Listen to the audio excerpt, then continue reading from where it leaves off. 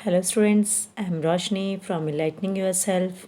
Students, इस video को अगर आपने कंप्लीट देखा है, आपने टॉपिक समझा है, सबसे पहले मैं एक चीज़ कहना चाहूँगी कि रट्टा छोड़ दो, कॉन्सेप्ट समझो। अगर आपने कॉन्सेप्ट समझ लिया तो आप साइंस को टफ नहीं कहोगे बेटा। आप ये नहीं कहोगे मुझे साइंस मुश्किल लगती है। This is my challenge. और एक बार आपने ये चैप्टर पूरा कंप्लीट कर लिया, उसके बाद मैं कुछ आपको MCQs दूंगी जो कि बहुत इंपॉर्टेंट है अदर जो कंपटीशन की तैयारी कर रहे हैं उसके लिए भी और स्कूल के स्टूडेंट्स के लिए भी। ठीक है, सो इस वीडियोस को ध्यान से देखो। अगर आपने क्लियरली इसको समझ लिया so I am sure now we will start the chapter coal and petroleum. तो स्टूडेंट्स, जो कोल एंड पेट्रोलियम टॉपिक है, अब कोल और पेट्रोलियम वर्ड सबने सुन रखा है। तो सबसे पहले मैं डिस्कस करना चाहती हूँ कि आज से नियर अबाउट 4500 मिलियन ईयर्स, इतने मिलियन ईयर्स पहले क्या है, अर्थ scientists believe that earth was formed about 4500 million years ago. What the scientists believe? Scientists believe that this 4500 million years ago earth formed हुई थी, and on earth is the only planet, earth is the only planet where क्या survive है students? Survive life. अब question आता है, life survive होने के लिए अदर जो एक अर्थ का अप्रोप्रिएट डिस्टेंस है, ऑक्सीजन है, अदर जो गैसेस है वो अप्रोप्रिएट है, force of attraction means gravitational force है, वो सब कुछ ठीक है। बट उसके साथ साथ यहाँ पे living things originate and survive on the earth because all the material required by living things, जितना भी मटेरियल लिविंग थिंग्स को चाहिए है, such as air, water, soil, you can say minerals are mainly present on earth. ये सब क्या है? Mainly present on earth. So the main material, all the material required by all the living organisms या all the living things, जितने भी living things हैं उनको जो material चाहिए, air, water, soil, mineral, sunlight, water, ये सब क्या है? Are present on the earth. Are the major, these are the major resources. ये स्टूडेंट्स क्या है? मेजर रिसोर्सेस है। अब सबसे पहले आपके दिमाग में आ रहा होगा कि वर्ड रिसोर्सेज क्या होते हैं। ठीक है, रिसोर्सेज आपको एक बार इतना बता देती हूँ, रिसोर्स के भी डेफिनेशन कराती हूँ। अब 2 टाइप के रिसोर्सेज है हमारे पास, नेचुरल भी है और मैन मेड भी है। स्टूडेंट्स, मैन मेड, अब ये जो लिखे हैं मैंने, ये सारे क्या है? नेचुरल रिसोर्सेज है। और मैन मेड रिसोर्सेज कौन से हो गए? जैसे आप कह सकते हो हमने बनाए हैं डैम्स, रोड्स, ब्रिजेस, जैसे पुल बनाए हैं, रोड बनाए हैं, डैम्स है, ये सारे क्या है? मैन मेड रिसोर्सेज है। सो नेचुरल रिसोर्सेज को हमने 2 कैटेगरीज में डिवाइड कर दिया। वन नेचुरल रिसोर्स को और दूसरा है रिसोर्सेज को हमने 2 कैटेगरीज में डिवाइड कर दिया, natural resources and man made resources. अब रिसोर्सेज की डेफिनेशन कर लेते हैं सबसे पहले कि रिसोर्स किसे कहते हैं, किसे कहते हैं natural resources. See you will write the definition, anything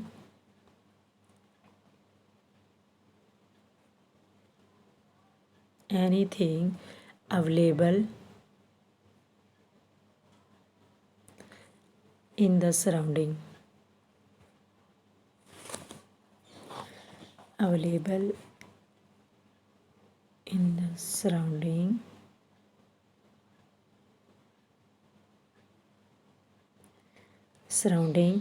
anything available in the surrounding which have the capability to fulfill our needs. So what is the definition students? Anything available in the surrounding, हमारे surrounding में जो भी चीज़ available है और वो हमारी which have the capacity to fulfil our needs, और हमारी नीड्स को वो फुलफ़िल कर सकती है, इतनी कैपेसिटी है। तो वो सारे क्या हो गए, वो सारे हो गए students resources. What we call that one, that is called resources. उनको हम कहते हैं रिसोर्सेज। ओके, अब रिसोर्सेज मैंने आपको बता दिए, 2 टाइप रिसोर्सेज को हम कैटेगरी में डिवाइड कर सकते हैं, natural and man made. Okay, man made, तो ये एग्जांपल से मैं बता चुकी हूँ। अब एक अगर आप रिसोर्सेज की, ये तो ईजीएस्ट डेफिनेशन बताइए according to the 8th class. अगर आप 10th क्लास के भी अकॉर्डिंग करना चाहते हो तो 10th क्लास के अकॉर्डिंग एक और इसकी डेफिनेशन अगर आप समझ आती है तो ठीक है, नहीं आती तो आप ईजीएस्ट डेफिनेशन रखो। हमें इससे रिसोर्सेज, हमारा मेन एम है कि नेचुरल रिसोर्सेज के बारे में जानना। रिसोर्सेज टॉपिक आप बेटा एसएस के अंदर आपको पूरा क्लियर हो जाएगा, वहाँ पे आप कर सकते हो। ओके, साइंस के according we will do only main is we have to explain coal, petroleum, how coal gas, coal tar are formed, all these things. Now what is the definition? Anything available in our surrounding, anything available in our surrounding which is economically feasible, anything which is available in the surrounding, anything available in the surrounding which is economically feasible, culturally acceptable and technologically accessible is called resources. उसको हम भी क्या कह सकते हैं, resources. But अगर आप ये ईजीएस्ट वाली रखते हो तो दिस इज़ बेटर। तो रिसोर्सेज को natural resources and man made resources, I have given the example. अब हम इस चैप्टर में करेंगे नेचुरल रिसोर्सेज के बारे में। Now natural resources are categorised into, natural resources are broadly you can say divided into 2 main categories. Natural resources को हम कितनी कैटेगरीज में डिवाइड करते हैं, broadly classified into 2 main kinds. 2 main kinds में इसको हम डिवाइड करते हैं। What are the 2 main kinds of the broadly we will classified this natural resources? Number 1 inexhaustible natural resources and second is exhaustible natural resources. So students, what is inexhaustible and what is exhaustible natural resources? See, those resources present in unlimited quantity.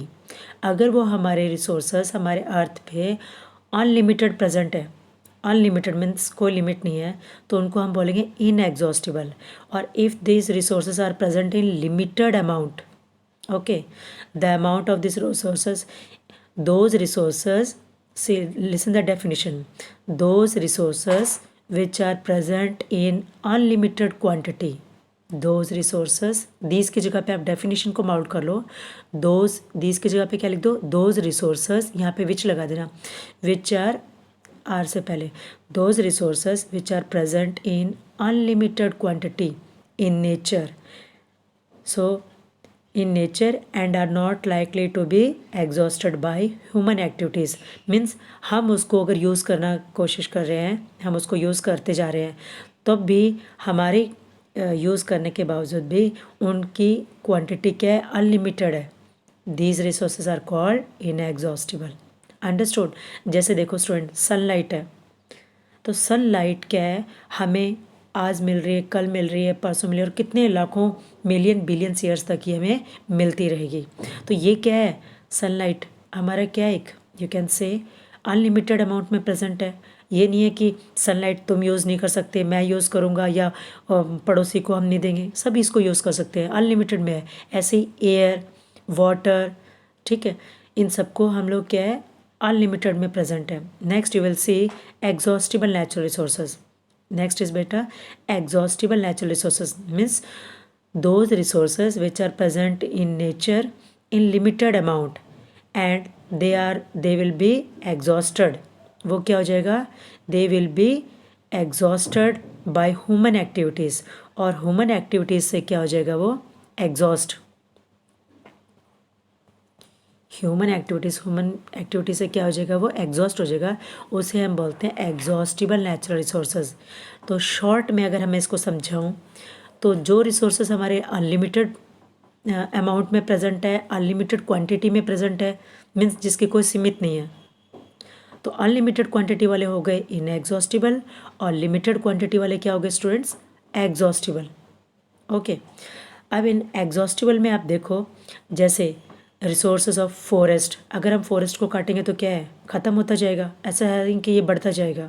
अगर हम नए forest वगैरह और plants लगाएंगे नहीं, लेकिन plants लगा दे तो एक प्लांट को बढ़ने में कितना टाइम लगता है, उससे पहले अगर हम फॉरेस्ट काटते रहेंगे तो क्या होगा, ख़त्म हो जाएगा। ऐसे वाइल्ड लाइफ, ठीक है, minerals, coal, petrol, natural gas, ये सारे क्या है, these are the exhaustible, example of exhaustible natural resources. अगर मैं इसको एग्जॉस्टिबल नेचुरल रिसोर्सेज को हमें बहुत ज़्यादा मीन्स यू कैन से एक प्रॉपर वे में हमें इनको यूज़ करना ज़रूरी है।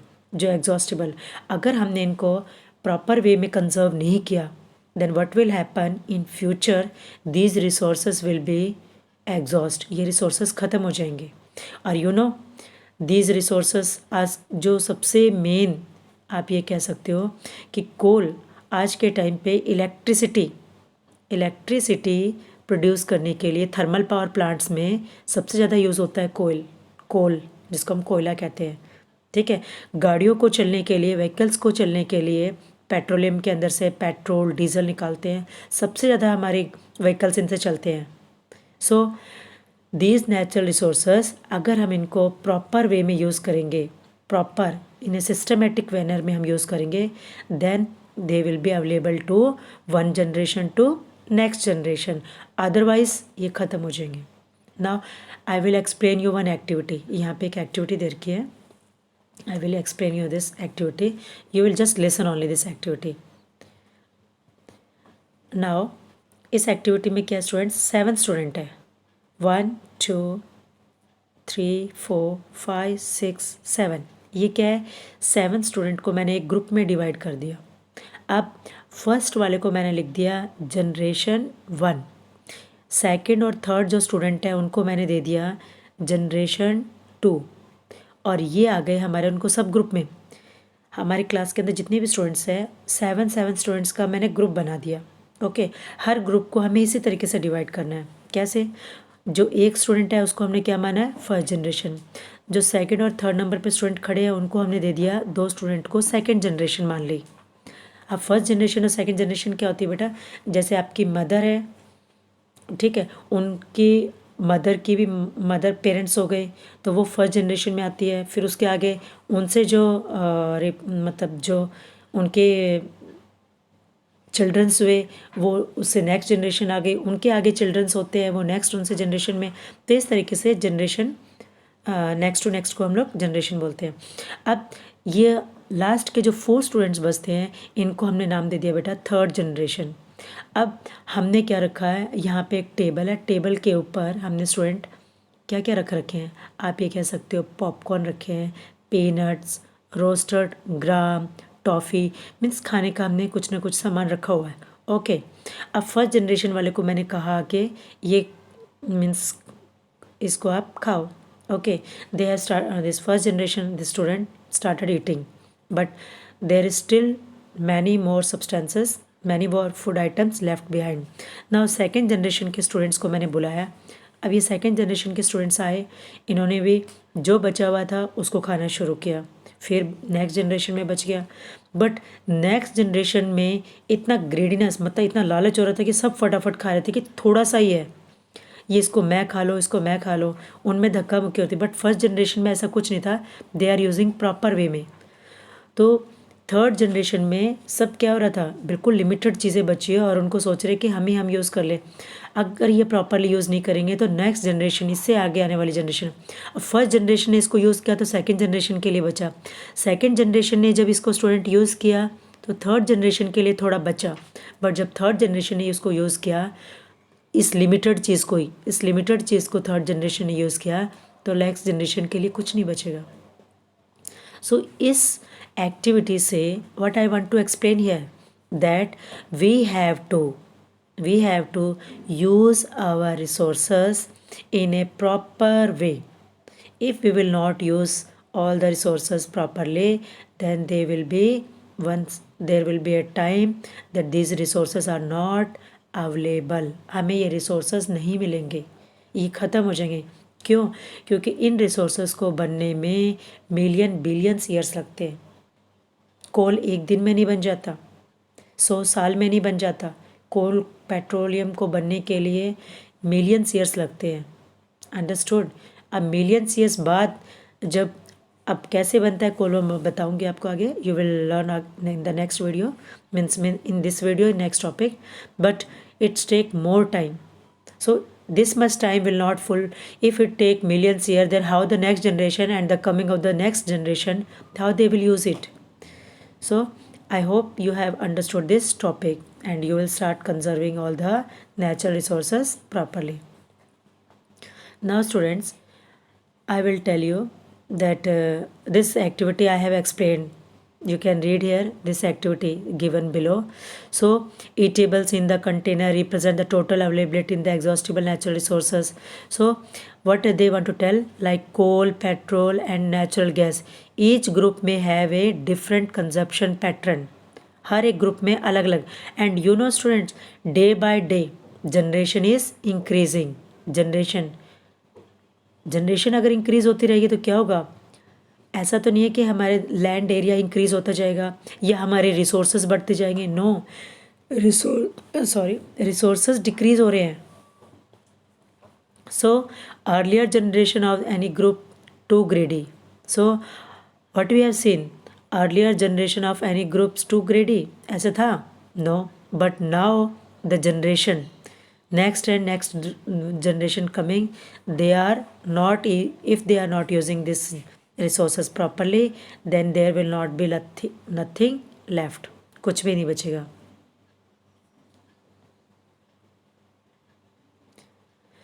So what we have to I want to tell here that in this chapter we will learn about some exhaustible and natural resources. So only in this chapter how these exhaustible natural resources are formed and what are the uses of this exhaustible natural resources के, like coal है, petroleum है, ये natural resources के what are the uses and what are other substances are formed from this one. Now this, so these were formed from dead remaining coal, petrol, natural gas. ये कैसे बनते हैं? These are formed, ये बनते हैं बेटा dead remains. कोई भी प्लांट्स है, एनिमल्स है, लिविंग ऑर्गेनिजम्स हैं, अगर वो डेड हो जाते हैं, डेड होने के बाद, ओके, डेड होने के बाद ये किस में कन्वर्ट हो जाते हैं? फॉसिल में. इसको क्या बोलते हैं हम? फॉसिल. और उन फॉसिल से हमें क्या मिलता है? फ्यूल्स. ये फॉसिल से, so these are formed from the dead remains of living organisms. So these are all known as fossil fuels. तो ये फॉसिल्स क्या हो गए? जो dead remains of plants and animals. और ये जब किस में कन्वर्ट हो जाते हैं? फ्यूल के रूप में कन्वर्ट हो जाते हैं फॉसिल्स, तो उनको हम बोलते हैं फॉसिल फ्यूल्स. ओके, जैसे आपको मान लीजिए किसी का कंकाल मिला है तो वो क्या हो गया? फॉसिल. उसको क्या बोलोगे आप? फॉसिल. बट अगर कोई चीज़ जो हमारे में कार्बन पार्ट होता है ना बेटा, वो किस में कन्वर्ट हो जाता है? वो कोल, पेट्रोलियम, डीजल, इन चीज़ों में. तो कार्बन हमारे, देखो कार्बन कहाँ से आई?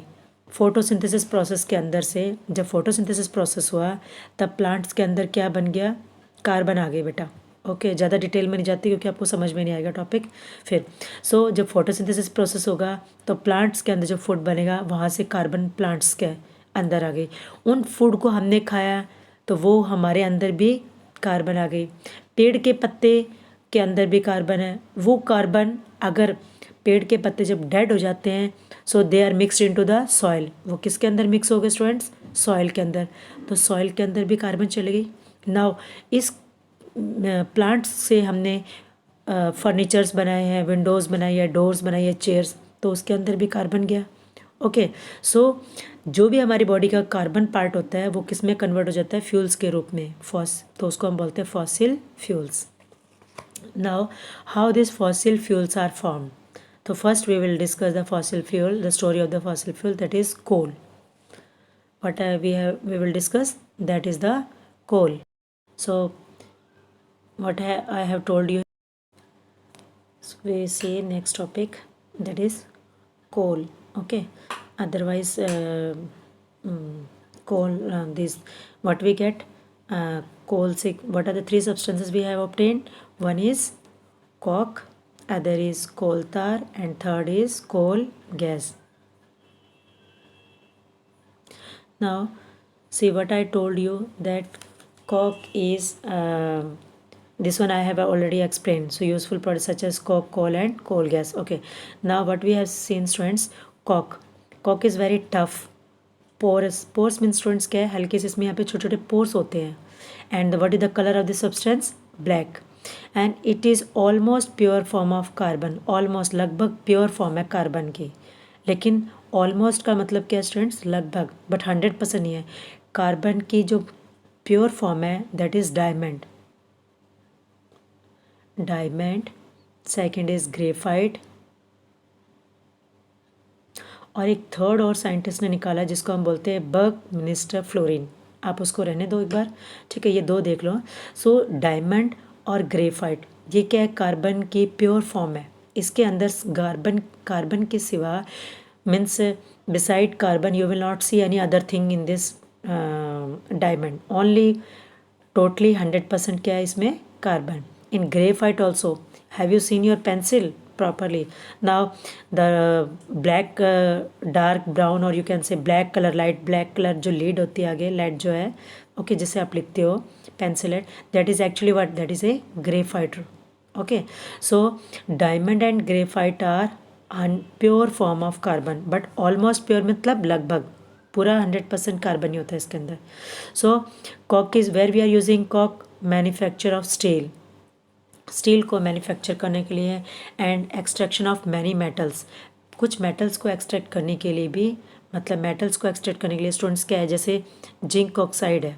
ओके, जिंक ऑक्साइड को हम कार्बन के साथ, ओके, जब इसको हीट करते हैं सो ये जिंक ऑक्साइड से हमें जिंक मेटल मिल जाता है.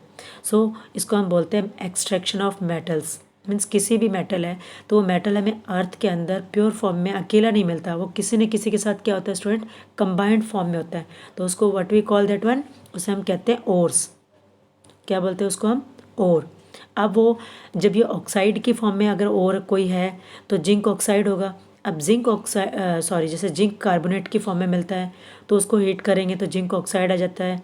जिंक ऑक्साइड को आप कार्बन के साथ जो ये है इसको रिड्यूसिंग एजेंट यूज़ करोगे तो स्टूडेंट आपको क्या मिल जाता है, जिंक. तो इसका मतलब आप क्या कह सकते हो यहाँ पे, ज़्यादा इसकी डिटेल मैं बता नहीं सकती क्योंकि आप ये 10th क्लास में टॉपिक है, वहाँ पे मैंने 10th क्लास का टॉपिक कराऊंगी तो आप वहाँ पे देख सकते हो. ओके, मेरी वीडियोस पोस्ट कर रखी है मैंने 10th क्लास के, आप वहाँ पे चेक कर सकते हो extractions of metals. So in extractions of many metals we are also using, in the extraction of many metals also we are using this coke. So coke is very very important. Students, coke के अंदर mainly क्या होता है, it is residue left behind when it is what, a residue. जब हमने इसको destructive distillation method के कोल को हीट किया था then what we get, coke. Now what are the things present here? See, coke is mainly made up of, coke is mainly made up of, I told that, near about almost pure form of carbon. Now coke students, when I will heat then smoke, कोई भी smoke इससे produce नहीं होती when I will heat. But जब हम coal को heat करते हैं then large amount of smoke is produce. So it is a good fuel. ये कैसा फ्यूल यूज़ होता है student, it is a very good fuel and burn with no smoke, और बिना किसी स्मोक के ये बर्न होता है. So student, coke is also use in the manufacture of gaseous fuels. कई गैसियस फ्यूल को मैन्युफैक्चर करने के लिए भी हम यूज़ करते हैं, जैसे प्रोड्यूसर गैस. जैसे मैंने लिखा यहाँ पे प्रोड्यूसर गैस. प्रोड्यूसर गैस कौन सी होती है students, this is very very important. Producer gas और next is water gas. Okay, इनको मैन्युफैक्चर करने के लिए भी हम क्या यूज़ करते हैं, coke. Now what, producer gas कौन सी होती है स्टूडेंट्स, जहाँ पे नाइट्रोजन गैस और कार्बन CO, कार्बन मोनोऑक्साइड, और वाटर गैस कौन सी होती है जिसमें hydrogen and what happen there is CO, carbon monoxide. Okay, so carbon हो गया ना यहाँ पे, कॉल का जो हमने यूज़ कर लिया फॉर्म में ली। So coke is also use in manufacture gaseous fuels, कई गैसियस फ्यूल्स बनाने के लिए भी हम यूज़ करते हैं। सो गैसियस फ्यूल कौन सा, जैसे प्रोड्यूसर गैस, वहाँ पे भी हम कॉक यूज़ करते हैं। Water gas we are also using. अब एग्ज़ाम में क्या आता है, इसका इंपॉर्टेंट जो चीज़ें मैं बता रही हूँ कि what is the formula of producer gas, that is N2 और carbon monoxide, water gas H2 and CO। Student अगर ये पूछ ले कि किस चीज़ का मिक्सचर है, हाइड्रोजन और कार्बन मोनोऑक्साइड का है ना, जैसे वाटर गैस के 4 ऑप्शन दे देंगे, हाइड्रोजन और कार्बन मोनोऑक्साइड होता है वाटर गैस, या नाइट्रोजन और कार्बन मोनोऑक्साइड होता है, या सोडियम और वाटर कार्बन मोनोऑक्साइड होगा, या ये कह सकते हो जिंक और कार्बन मोनोऑक्साइड होगा। इस तरीके से 4 ऑप्शन मिल जाएंगे। But if you know that hydrogen और carbon monoxide is this two together make water gas, तो सेम प्रोड्यूसर गैस किनसे बनती है, N2 nitrogen gas and carbon monoxide. So इससे क्या बनता है, producer gas and water gas. So it is coke is mainly used in the manufacture of gaseous fuels also. So gases fuels को भी manufacture करने के लिए हम यूज़ करते हैं। नाउ अब ये किस तरीके से प्रोड्यूस किया जाता है वो प्रोसेस आप आगे आके हायर क्लास में पढ़ लेना। बट अगर मैं आपको थोड़ा बताऊं कि रेड हॉट कॉक के ऊपर से अगर हम प्रोड्यूसर गैस पास करेंगे तो हमें मिल जाएगा, ऐसे रेड पासिंग स्टीम और वाइट हॉट कॉक, तब भी हमें ये कॉक के ऊपर से अगर हम ये गैस पास करते हैं then also we will get. But इन चीज़ों को रहने दो बेटा, you will become confuse because these are of not your classes. So only learn this one कि मैन्युफैक्चरिंग गैसियस फ्यूल्स में, मैन्युफैक्चरिंग गैसियस फ्यूल्स, कौन से fuels, gaseous fuels, gaseous fuels को मैन्युफैक्चर करने के लिए हम यूज़ करते हैं कॉक को। Okay, so what we have learned, one is cock is tough, second what I told here that cock is second what I told you students that cock is black in color, it is porous, porous means इसके ऊपर क्या होते हैं students, pores. So third what I told that it is used in the manufacture of steel में भी use होता है. Fourth what I told it is used in the extraction of many metals. Fifth what I told that it is also used in the manufacture of gaseous fuels. Coke is also used in the manufacture of gaseous fuels. So and when we burn coke it produces carbon dioxide and no smoke. I hope this topic is clear. Now you will see the next topic, coal tar. What is the next topic student here? This is coal tar. कोल तार आपने देखा होगा बेटा, earlier कोल तार आपने हम लोग roads वगैरह बनाने के लिए यूज़ करते थे, but now we are using roads बनाने के लिए हम यूज़ करते हैं बिटुमिनस। ओके, जो मैंने आपको बताया था 4 टाइप के कार्बन्स होती है, एंथ्रासाइट, बिटुमिनस, लिग्नाइट, पीट. So bituminous is nowadays are used for making roads, but earlier we are using coal tar. So what is the color of the coal tar? This is black and this is thick liquid, not thin. एक तो से गाढ़ा सा liquid सा होता है, ये गाढ़ा सा बिल्कुल, और इसके अंदर से हीट, बहुत गंदी स्मेल है। अनप्लेजेंट स्मेल मीन्स जो स्मेल हमें अच्छी ना लगे, that is called unpleasant smell.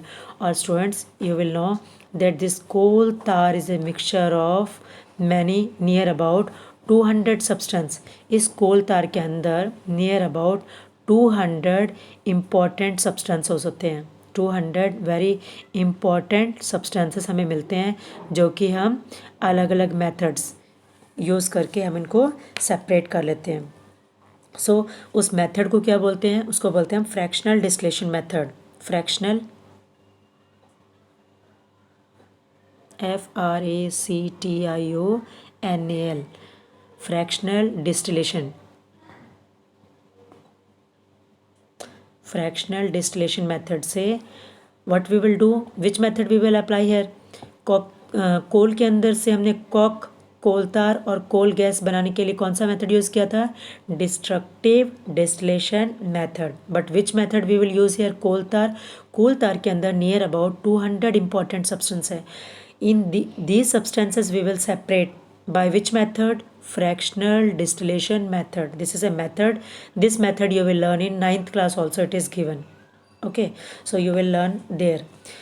Now this is a mixture of many substances which we are used in our day to day life, like perfumes बनाने के लिए paints, plastics, photographic materials, roofing materials. Then you can say in industries में synthetic dyes बनाने के लिए, इन सब चीज़ों में इसका यूज़ होता है. बट फर्स्ट इन ये सब चीज़ें हम लोग इनको सेपरेट करके इन एवरीडे लाइफ में इनसे हमने जो चीज़ें सेपरेट कर ली उनका यहाँ पर इतना यूज़ है हमारे लिए. So this is very very important coal tar. और it is a very very important compound. This coal tar student, coal tar contain several carbon compounds. Coal tar के अंदर बहुत सारे क्या मिलेंगे हमें? Carbon compounds. Carbon compounds. इन carbon compounds को हम फ्रैक्शनल डिस्टिलेशन मेथड से इम्पॉर्टेंट ऑर्गेनिक कंपाउंड्स हमें मिल जाएंगे बाय फ्रैक्शनल. सो कोल तार के अंदर क्या है? बहुत सारे कार्बन कंपाउंड्स हैं. ओके, इन कार्बन कंपाउंड्स को हम फ्रैक्शनल डिस्टिलेशन मेथड से सेपरेट करेंगे and we will get like benzene, naphthalene, toluene. ये स्टूडेंट्स कुछ नाम है जो आप हायर क्लास में ही सुनोगे. बट नेप्थलीन तो मैं बता देती हूँ आपको, जैसे कपूर की गोली होती है, ठीक है, दैट इज़ कॉल्ड नेप्थलीन, जो हम उसमें रखते हैं to keep the insects away also. Then paints, आपने वर्ड सुन ही रखा है. Okay, so in everydays for obtain coal tar are used. Where we are using this coal tar? So coal tar are used in everyday life and in industries also, like synthetic dyes. synthetic dyes कौन सी होती है? जो हम किसी को colour, जैसे आपका कोई क्लोथ है, suppose this is a cloth. इस क्लोथ का ये वाइट कलर का है, इसको मुझे रेड कलर देना है, तो रेड कलर को क्या है, हमने आर्टिफिशियली बना रखा है और उससे हम इसका कलर क्या कर देंगे? Red. Okay, so that is called synthetic dyes, man made dyes. ऐसे कई प्रकार के ड्रग्स, एक्सप्लोसिव्स, जो ये कह सकते हो आप, जैसे पटाखे वगैरह होते हैं ना, उस टाइप के बम्स वगैरह भी होते हैं. तो इस तरह के एक्सप्लोसिव्स बनाने में भी उनका हम इन सब्सटेंसेस का यूज़ करते हैं. Like same perfumes also, plastic also, paints, photographic material, roofing material, सब में हम यूज़ करते हैं. नेप्थलीन बॉल्स, ये मैंने आपको बता ही दिया. So these are other very very important substances which we obtain from coal tar. Okay, so now we will learn this coal gas. Now students, coal gas is nowadays, earlier the coal gas are used earlier this coal gas was used, but nowadays this coal gas was used in lightning. But now it is what so from where we obtain coal gas? Coal gas is obtained during the processing of coal to coke. कोल से जब हमने क्या बनाया था student? Coke. तो जब कोल से Coke बनाने का जो प्रोसेस हो रहा था, तो साथ में हमें कौन सी गैस मिल गई थी? Coal gas. और साथ में एक और चीज़ क्या मिल गया था? कोल तार. Now see it is used in different you can say it is used in cooking also, coal gas. But in first time in London 1810 में and in New York around 1820 में इसको कहाँ यूज़ करते थे कोल गैस को? Street lightning के लिए. कहाँ पे? स्ट्रीट जो लाइटनिंग होती है ना स्टूडेंट्स, स्ट्रीट में गलियों में जो लाइटनिंग होती है वहाँ पे यूज़ किया जाता था. But nowadays it is use as a source of heat rather than light. अब हम इसको एक हीट के रूप में, मतलब इससे किसी चीज़ हीट प्रोड्यूस करनी हो, किसी चीज़ को हीट करना हो, वहाँ पे यूज़ करते हैं, but not as for producing the source of light. So this is very very important. So this coal gas is used in many industries situated near coal processing plant. So जहाँ पे भी coal processing plants, कोल के जो plants लगा रखे हैं वहाँ पे मेनली ये कोल गैस का इंडस्ट्रीज़ वहाँ पे सिचुएटेड मिलेगी यहाँ पे. ठीक है। और कोल गैस को हम हीट के सोर्स पे कहीं पे भी, जैसे मान लो हमें किसी चीज़ को हीट करने के लिए, कोई भी चीज़ लगा लो आप, उसको हमें हीट प्रोवाइड करनी है, तो हीट प्रोवाइड करने के लिए हमें दूर से अगर इसको कोल गैस को ट्रांसपोर्ट करोगे तो इट्स कॉस्टली होगी। सो जहाँ पे भी कोल की प्रोसेसिंग होगी, सो कोल की प्रोसेसिंग के दौरान हमें क्या मिल जाएगी, कोल गैस मिल जाएगी। What will obtain student, coal gas. So this coal gas is many industries used it as a fuel also. So coal gas, because coal gas produce heat, so heat, coal gas क्या produce करेंगे student, coal gas से heat produce होगी। सो ये एक fuel के रूप में many industries nowadays these are using. Now student you will C,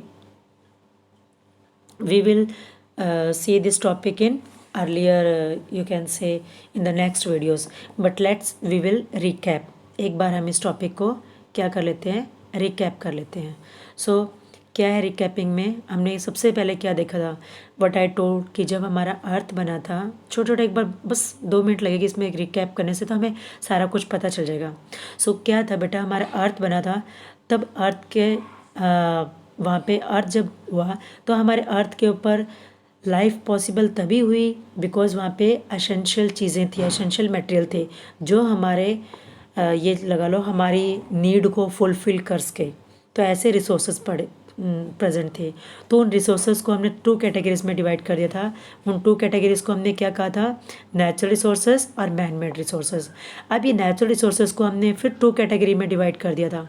natural resources को हमने स्टूडेंट फिर से 2 कैटेगरीज में डिवाइड कर दिया था। व्हाट दिस 2 कैटेगरीज रिसोर्सेज को, 2 कैटेगरीज में हमने क्या, पहले रिसोर्सेज को हमने किस 2 कैटेगरीज में डिवाइड किया, नेचुरल एंड मैन मेड। अब नेचुरल रिसोर्सेज को हमने किया कि जो रिसोर्सेज जल्दी ख़त्म हो जाते हैं वो एग्जॉस्टिबल मीन्स जो लिमिटेड अमाउंट में है, और जो अनलिमिटेड अमाउंट में है वो इनएग्जॉस्टिबल में कैटेगरी में ले आए। अब डिस्कस कर रहे हैं इस चैप्टर में हम mainly exhaustible natural resources. Exhaustible में क्या डिस्कस कर रहे हैं, मेनली कोल एंड पेट्रोलियम। ठीक है, तो आज हमने कौन सा टॉपिक स्टूडेंट क्लियर करवाया आपको, कोल का।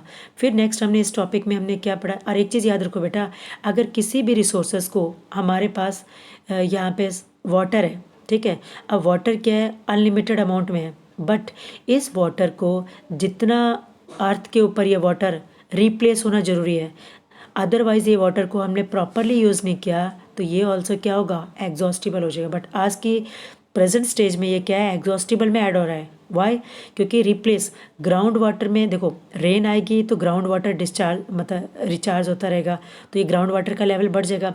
बट आजकल हम इतनी ज़्यादा ह्यूमन एक्टिविटीज़ ऐसी यूज़ हो रही है तो रेन क्या हो गया, कम हो गई, और ये जो ग्राउंड वाटर है वो क्या जा रहा है बेटा, नीचे जाता जा रहा है ग्राउंड वाटर। सो किसी भी रिसोर्स को हम प्रॉपरली यूज़ करेंगे then it is we can say that it will be replenished, मतलब वो दोबारा उसकी पूर्ति पूरी हो जाएगी। बट अगर हम उसको पूर्ति पूरी होने ही नहीं देंगे और उसको हम लोग एक्सेस अमाउंट में यूज़ करते जाएं, अब जैसे ऑक्सीजन है, अगर प्लांट्स नहीं होंगे तो इन्वायरमेंट में ऑक्सीजन का कंसंट्रेशन क्या है, कम होते जाएगा, क्योंकि फोटोसिंथेसिस प्रोसेस के थ्रू क्या हो रहा है स्टूडेंट्स, ऑक्सीजन रिलीज होती है। ओके, फोटोसिंथेसिस प्रोसेस के थ्रू क्या हो रही है, ऑक्सीजन रिलीज हो रही है। और ऐसे ही, बट अगर हम ह्यूमन एक्टिविटीज़ अनलिमिटेड अमाउंट में करेंगे तो व्हाट हैपन, पॉल्यूशन बढ़ जाएगा, soil pollution, air pollution, water pollution, and it for this so surviving of living organisms will be very very, probability क्या हो जाएगी, फिर धीरे धीरे क्या होगी, सर्वाइविंग की कम हो जाएगी, क्योंकि ह्यूमन अभी कितना सर्वाइव कर सकता है, 65 से 80 ईयर्स तक, ये नियर अबाउट आप लगा लो। बट बाद में धीरे धीरे क्या होगा, हमें डिजीज़, अलग अलग डिजीज हो जाएंगे, and we are not capable to survive for a long time. So now what you will see, we are doing the recap. So next हमने क्या पढ़ा था स्टूडेंट इस टॉपिक के बारे में, दैट कोल पढ़ा है हमने फिर। सो कोल के बारे में मैंने बताया आपको, ब्लैक कलर का सब्सटेंस है, हार्ड है, and this substance is very hard, it is mostly use in, इस सब्सटेंस को हम कहाँ यूज़ करते हैं, हार्ड है, ब्लैक कलर का है, इसको हम फ्यूल के रूप में यूज़ करते हैं। देन इन इलेक्ट्रिसिटी प्रोड्यूस करने के लिए थर्मल पावर प्लांट में हमने यूज़ किया था। और कोल में मेनली क्या थी, कार्बन, हाइड्रोजन, ऑक्सीजन और सम अमाउंट में नाइट्रोजन और सल्फर भी इसके अंदर था। फिर हमने पढ़ा कि स्टोरी ऑफ कोल, कोल कैसे बना था, कोल कैसे बना था कि नियरली आप कह सकते हो कि 300 मिलियन ईयर्स अगो कोई भी नेचुरल फ्लड अर्थ कुछ भी हुआ हो, फ्लडिंग हुआ हो, अर्थक्वेक हुआ हो या कोई भी वॉल्केनो इरप्शन हुआ हो, देन व्हाट हैपन, जितने भी वेजिटेशन थे वो किसके अंदर दब गए, नीचे दब गए, ऊपर मिट्टी की लेयर आती गई और हाई टेम्परेचर और हाई प्रेशर से स्टूडेंट्स वो किसके अंदर कन्वर्ट हो गए, कोल के अंदर कन्वर्ट हो गए। तो इस प्रोसेस को क्या कहा उन्होंने, carbonization. What we call this process, carbonization. अब कोल को जब हमने कोल आपने मैंने आपको बताया था कोल 4 टाइप्स के थे। What are the 4 types, one is and sorry, I will take pen. One is anthracite, second is lignite, second is bituminous, second number पे कौन सा आता है, बिटुमिनस, थर्ड नंबर पे लिग्नाइट, फोर्थ नंबर पे कौन सा आ गया स्टूडेंट, पीट। तो इसमें सबसे बेस्ट क्वालिटी का नंबर 1 ये है, उससे कम लेस क्वालिटी इसकी हो गई, उससे कम लिग्नाइट, और थर्ड नंबर पे क्या आ गया स्टूडेंट, पीट। अब इसके बाद हमने क्या पढ़ा, नेक्स्ट इज जब हमने डिस्ट्रक्टिव डिस्टिलेशन ऑफ कोल किया तो we get 3 substance, coke, coal tar and coal gas. So coke कैसा है, tough, porous, black substance and used in the manufacture of steel also, extraction of many metals also, and also in the manufacturing of gaseous fuels also. Now coal tar is very very important. What is its smell, very pungent smell, गंदी से smell है, it is black color and thick liquid है, thin नहीं, thin तो क्या हो गया जैसे पानी हो गया, बट थिक स्टूडेंट कैसा लिक्विड है, ये थिक लिक्विड है। एंड इसके अंदर से नियर अबाउट 200 सब्सटेंसेस ऐसे हैं which we are use for making further substances in our day to day life, like paint, photographic, like roofing material, dyes, all this things. और coal gas क्या है student, हमने last में क्या discuss किया है, so coal gas is obtain during, जब coke को हमने डिस्ट्रक्टिव डिस्टिलेशन किया था, then what we have obtain, coke, coal tar and coal gas. Now it is used, earlier it was used as a source of lightning. earlier ये किस type का source use हो रहा था, लाइटनिंग पे, but now it is use as a source of fuel in many industries. earlier it was used for lightning, light के लिए use होता था बट स्ट्रीट लाइट्स वगैरह में, but now it is use as a fuel in many industries में। Okay students, thanks. I hope this topic is clear, and now you will watch my videos properly and you will not able to say I am 100% sure that आपको समझ नहीं आया। And after completing this chapter I will give you the some important MCQs. If you have answered the MCQs means your topic is clear. So don't do ratification, understand the topic.